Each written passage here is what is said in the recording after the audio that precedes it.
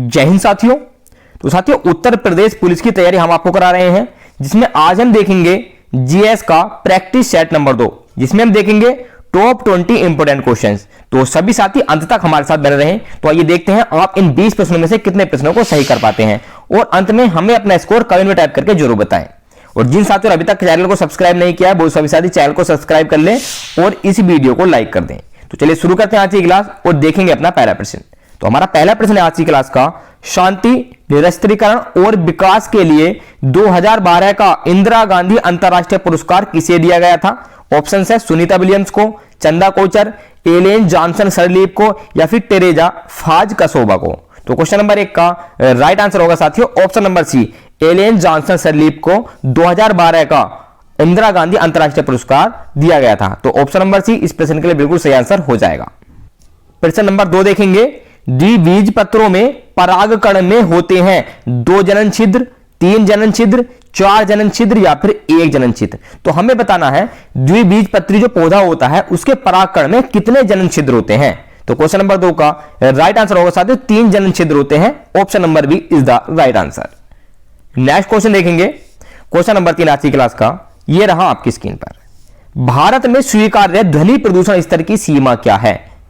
साथियों, ध्वनि प्रदूषण को नापते हैं हम डेसिबल में, डीबी शॉर्ट फॉर्म में लिखा जाता है, डेसिबल में ध्वनि प्रदूषण को हम मापते हैं। ठीक है, तो हमें बताना भारत में जो स्वीकार्य है ध्वनि प्रदूषण स्तर की सीमा उसकी कितनी है।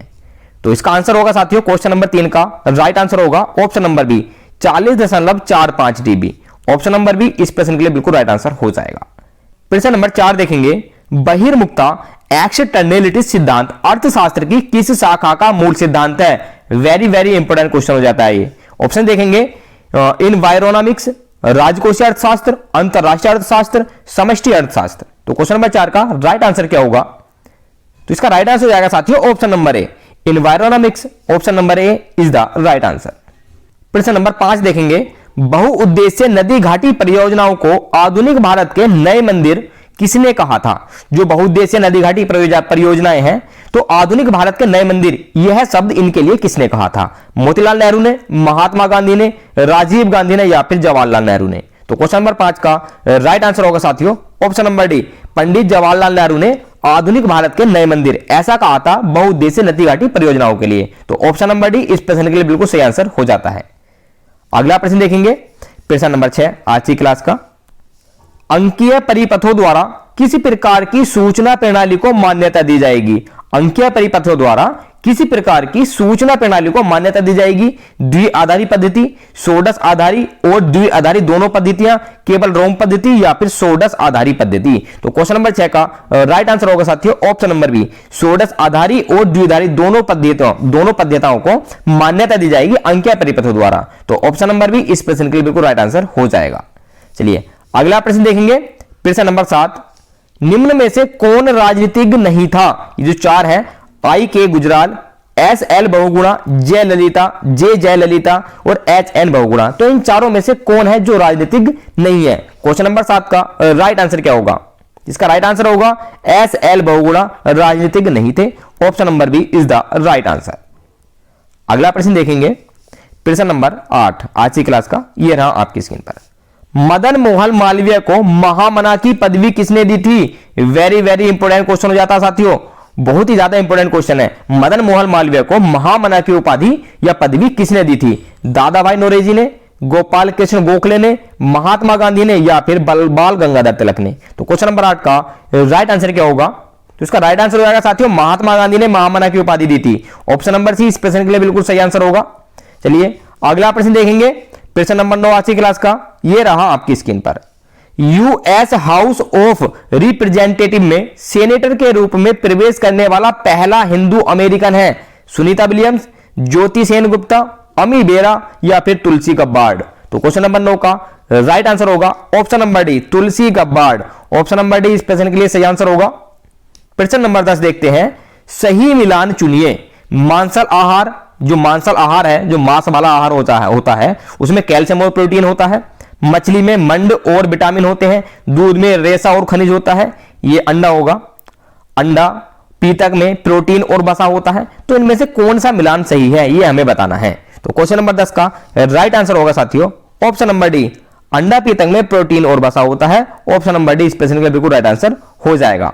चलिए अगला प्रश्न देखेंगे, प्रश्न नंबर 11, ये रहा आपकी स्क्रीन पर। भारत छोड़ो आंदोलन के समय वायसराय कौन था? वेरी वेरी इंपोर्टेंट क्वेश्चन है साथियों। भारत छोड़ो आंदोलन सन 1942 में महात्मा गांधी द्वारा चलाया गया था, तो उस समय वायसराय कौन था, यह हमें बताना है। Lord Mountbatten, Lord Wavell, Lord Lithgow या लॉर्ड इरविन? तो क्वेश्चन नंबर 11 का राइट आंसर होगा साथियों, उस समय वायसराय था लॉर्ड लिथगो।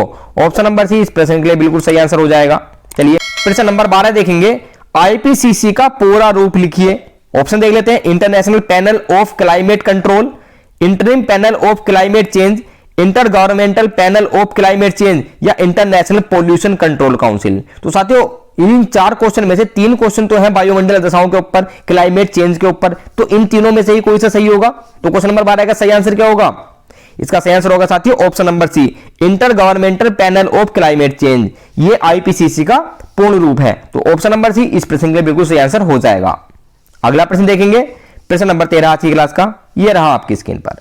भारत सरकार अधिनियम 1935 को दासता का नया घोषणा पत्र किसने कहा था? महात्मा गांधी ने, राजेंद्र प्रसाद ने, पंडित जवाहरलाल नेहरू ने या फिर डॉक्टर भीमराव अंबेडकर जी ने? तो क्वेश्चन नंबर 13 का राइट आंसर होगा साथियों Pandit Jawaharlal Nehru. Option number C इसके लिए बिल्कुल सही आंसर हो जाएगा। प्रश्न नंबर 14 देखेंगे, काजू की फसल पर एंडोसल्फान के छिड़काव के फलस्वरूप, काजू की फसल पर एंडोसल्फान एक रासायनिक केमिकल का छिड़काव कर दिया गया था, जिसके फलस्वरूप महाविपदा के स्तर तक प्रदूषण हो गया था। तो यह किस जगह पर हुआ था, यह हमें बताना है। केरल में, आंध्र प्रदेश में, कर्नाटक में या फिर तमिलनाडु में?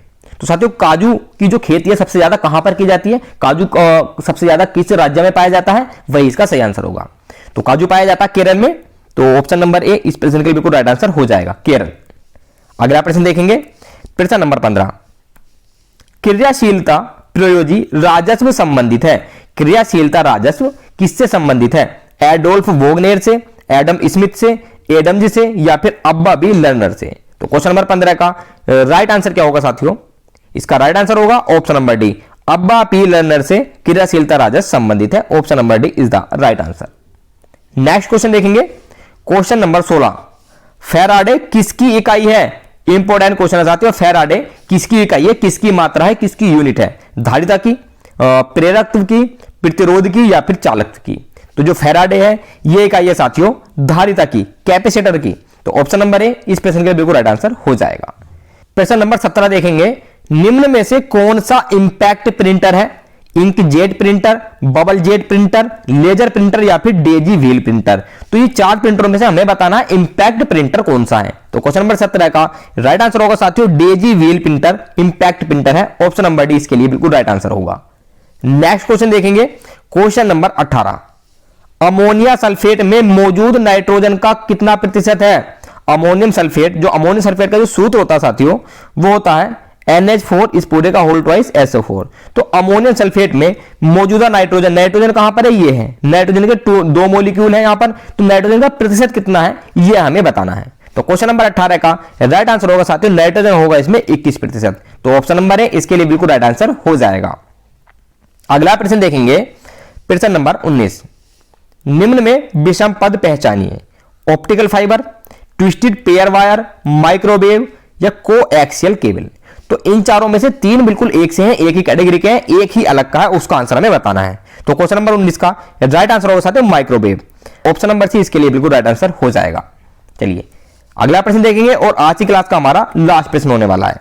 1923 में स्वराज्य पार्टी बनाने के लिए मोतीलाल नेहरू के साथ मिलने वाला कांग्रेस का अन्य नेता कौन था? तो जो सन 1923 में स्वराज्य पार्टी बनाने के लिए मोतीलाल नेहरू ने स्वराज्य पार्टी बनाई थी, तो उसमें कांग्रेस का कौन नेता मिल गया था? बीजी तिलक, चित्तरंजन दास, MK गांधी या फिर GK गोखल? तो क्वेश्चन नंबर 20 का सही आंसर साथियों क्या होगा? तो इसका आंसर मैं आप पर छोड़ता हूं, आपको इसका आंसर कमेंट में टाइप करके नीचे बताना है। तो जल्दी से इसका आंसर कमेंट में टाइप कर दीजिए और अपना स्कोर भी टाइप कर दीजिए कि आपने इन प्रश्नों में से कितने प्रश्नों को सही किया है। तो जो भी साथी चैनल पर नए आए हैं, जिन्होंने अभी तक चैनल को सब्सक्राइब नहीं किया, वो सभी साथी चैनल को सब्सक्राइब जरूर कर ले। तो हम आपसे मिलेंगे अगली क्लास में। जय हिंद।